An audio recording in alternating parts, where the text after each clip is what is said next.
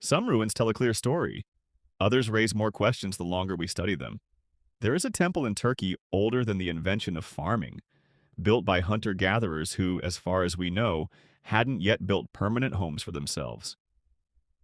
There is a ring of stones in England, aligned with such precision to the solstice sun that its builders must have tracked the sky for generations. There are giant stone heads on a remote Pacific island, statues so massive that for centuries no one could explain how they were moved.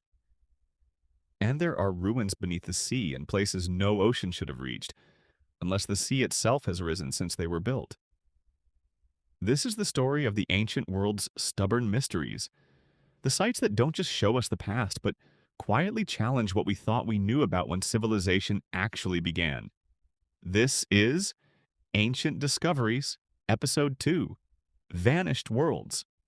Segment 2, Göbekli Tepe, the Temple Before Civilization. In 1994, a German archaeologist named Klaus Schmidt began excavating a hill in southeastern Turkey that local farmers had long dismissed as unremarkable. What he found beneath it would force historians to reconsider the very origins of civilization. Buried under centuries of soil were massive T-shaped limestone pillars, some standing over 5 meters tall and weighing up to 10 tons, arranged in circular enclosures and carved with intricate reliefs of foxes, boars, scorpions, and vultures. Radiocarbon dating placed the site at approximately 9,600 BCE, making it over 6,000 years older than Stonehenge and roughly 7,000 years older than the pyramids of Giza. What makes Göbekli Tepe so significant isn't just its age, it's who built it. The people responsible were not settled farmers living in established villages. They were hunter-gatherers without pottery, without domesticated animals, and seemingly without permanent agriculture. Conventional archaeological theory long assumed that organized religion and monumental architecture emerged only after farming allowed people to settle down. Göbekli Tepe suggests the opposite may be true, that the human drive to gather, build, and worship together may have come first, and that agriculture followed as a way to sustain the communities that formed around sites like this one.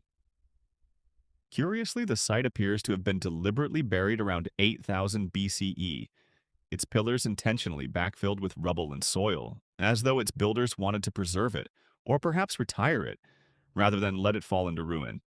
Less than 10% of Göbekli Tepe has been excavated. What remains buried beneath that Turkish hillside may still hold answers to some of archaeology's oldest questions. Segment 3, Stonehenge, a calendar in stone. On Salisbury Plain in southern England stands one of the most recognizable and most debated monuments on Earth.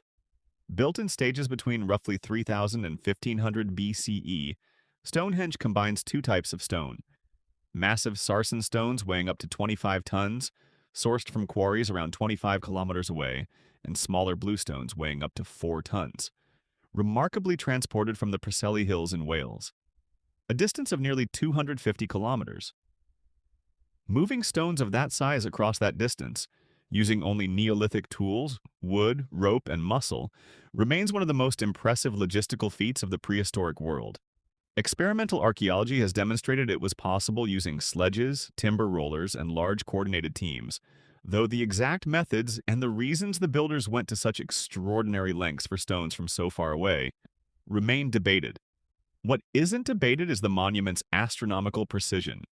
Stonehenge's main axis aligns with remarkable accuracy to the sunrise on the summer solstice and the sunset on the winter solstice, meaning its builders had observed and recorded solar cycles across multiple generations before construction ever began. Recent excavations near the site uncovered evidence of massive feasting activity, the bones of pigs brought from as far away as Scotland, suggesting Stonehenge wasn't just an astronomical instrument, but a gathering place, drawing people and their livestock from across ancient Britain for seasonal ceremonies. Nearly 5,000 years after the last stone was raised, we still don't know exactly what rituals took place within that circle. But we know its builders were far more organized, far more mobile, and far more astronomically literate than the word primitive could ever suggest. Segment 4, Easter Island, the Walking Statues. On one of the most remote inhabited islands on Earth, over 1,000 giant stone statues known as moai stand as silent monuments to the Rapa Nui people who carved them, likely between 1250 and 1500 CE.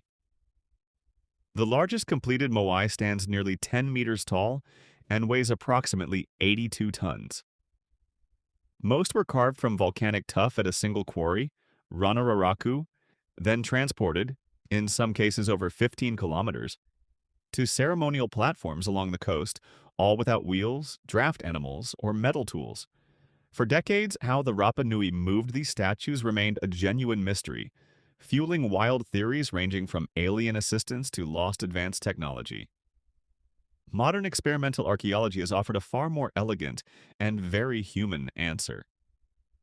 In 2012, researchers demonstrated that a moai's design, with a forward-tilted center of gravity and a wide, rounded base, allows a team of just 18 people, using ropes attached at different points, to physically rock and walk the statue upright across the ground, step by step, exactly as Rapa Nui oral tradition had always claimed.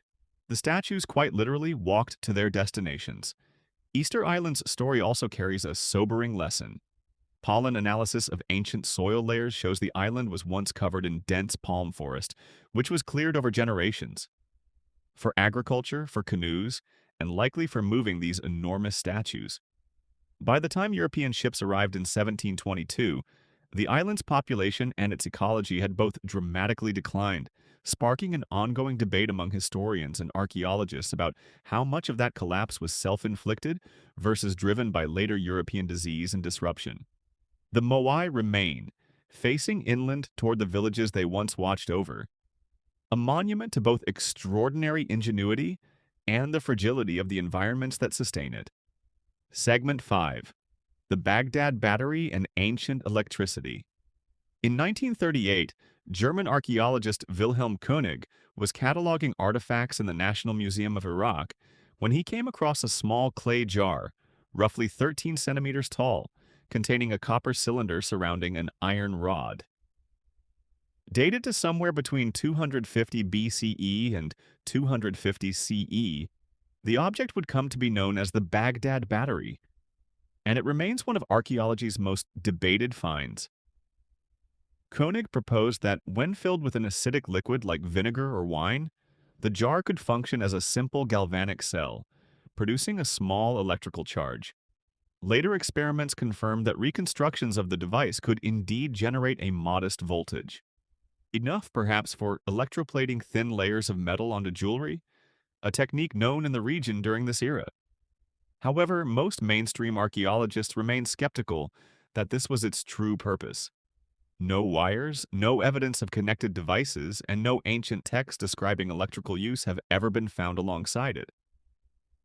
An alternative, more widely accepted theory suggests the jars may have simply been used to store sacred scrolls, given similar vessels found nearby without the metal components. Whether the Baghdad Battery represents an early, isolated experiment in electrochemistry, or a case of modern imagination outpacing the evidence, it endures as a reminder of how easily a single unusual artifact can spark decades of genuine scientific debate, the very process by which archaeology continually revises itself. Segment 6. The Library of Alexandria. The Knowledge We Lost. Founded in the early 3rd century BCE under the Ptolemaic dynasty, the Library of Alexandria was, for centuries, the largest and most significant repository of knowledge in the ancient world.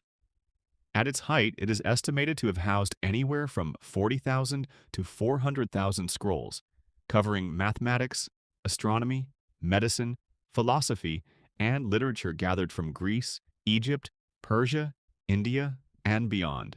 Scholars associated with the library include Euclid, whose geometric principles are still taught today, Eratosthenes, who calculated the Earth's circumference with startling accuracy, and Hero of Alexandria, who designed early steam-powered devices and automated machines nearly 2,000 years before the Industrial Revolution. The library's decline was not a single dramatic event as popular legend often suggests, but rather a gradual process spanning centuries. A partial fire during Julius Caesar's civil war in 48 BCE, waning political and financial support under later rulers, and eventually the institution's slow fade as Alexandria's political importance shifted. What was truly lost is almost impossible to calculate. We know of philosophical works, scientific treatises, and historical records only through fragments quoted by later writers, meaning entire fields of ancient thought may have simply vanished, along with the only copies that ever existed. The Library of Alexandria endures today not as a building, but as a symbol, a reminder that knowledge, however vast, is never permanently safe, and that civilizations are only ever one generation away from forgetting what they once knew. Segment 7. Sunken Ruins, Dwarka and Yonaguni. Off the coast of Yonaguni Island in southern Japan, divers in 1986 discovered a massive underwater rock formation with strikingly straight edges, sharp right angles, and stepped terraces resembling a stepped pyramid or ceremonial platform, resting some 25 meters below the surface. Some researchers, including marine geologist Masaki Kimura, have argued the formation shows clear signs of human modification, possibly the remains of a structure submerged by rising sea levels or seismic activity following the last ice age, potentially over 10,000 years old. Others, including many geologists, maintain that Yonaguni's formations are the result of entirely natural processes, sandstone naturally fracturing along consistent geometric planes, a phenomenon documented at similar sites around the world. The debate remains unresolved, and the site continues to draw both serious researchers and speculative theorists. A similar controversy surrounds discoveries off the coast of Gujarat, India, in the Gulf of Kampat, where sonar surveys in 2000 detected geometric structures on the seafloor at depths suggesting submersion thousands of years ago. Some have linked the site to the legendary city of Dwarka, described in Hindu texts as the sunken capital of the god Krishna. Critics note that the acoustic imaging is inconclusive, and that no confirmed artifacts have been definitively recovered to support the claim of a man-made city at that specific location. These underwater mysteries persist, not because the evidence is overwhelming, but because it is genuinely ambiguous. A reminder that not every ancient question comes with a clean answer, and that some of history's most compelling debates are still being argued by scientists in real time. Segment 8. Jomon, Japan, the world's oldest pottery. Long before farming reached the Japanese archipelago, a hunter-gatherer culture known as the Jomon was creating something remarkable: pottery. Radiocarbon dating places some Jomon ceramic fragments at over 16,000 years old, making them among the oldest known pottery in the world, predating agriculture in the region by thousands of years. The Jomon culture, which persisted for an extraordinary span of roughly 14,000 years, developed intricate cord-marked pottery designs, elaborate clay figurines known as dogs with distinctive goggle-shaped eyes, and, unusually for a hunter-gatherer society, semi-permanent coastal villages supported by rich marine resources rather than farming. Their longevity as a culture challenges another assumption long held by archaeologists: that settled, complex societies require agriculture to sustain themselves. The Jomon suggests that a sufficiently rich natural environment, in their case an abundance of fish, shellfish, and nuts, could support long-term settlement and cultural sophistication without a single domesticated crop. Much like Göbekli Tepe on the other side of the world, the Jomon remind us that the standard narrative of civilization, foraging, then farming, then cities, was never a single universal path. Different environments produced different solutions, and pottery, it turns out, arrived long before the fields that we assume inspired it. Segment 9. Conclusion. Rethinking the timeline. Each of the sites we've explored in this episode shares a common thread. They don't just show us the past, they correct it. Göbekli Tepe pushed back the origins of monumental architecture by thousands of years. The Jomon pushed back the timeline of pottery and settled life without agriculture. Stonehenge and the moai of Easter Island reveal engineering solutions so elegant and so human that no outside explanation is required. Only patience, cooperation, and generations of accumulated knowledge. And the unresolved mysteries from the Baghdad Battery to the ruins beneath the sea remind us that not every question in archaeology has been answered yet. And that's precisely what keeps the field alive. The story of ancient discovery is not a finished book. It is a manuscript still being written. One excavation, one scan, one re-examined artifact at a time. Every year, new dating techniques, new imaging technology, and new discoveries continue to rewrite what we thought we understood about our own history. If there is one lesson these vanished worlds leave behind, it is this: underestimate the past at your own risk. The people who lived it were solving problems, building monuments, and asking questions about the universe long before we ever gave them credit for it. Thank you for joining us for this second journey into ancient discoveries. The past isn't finished with us yet,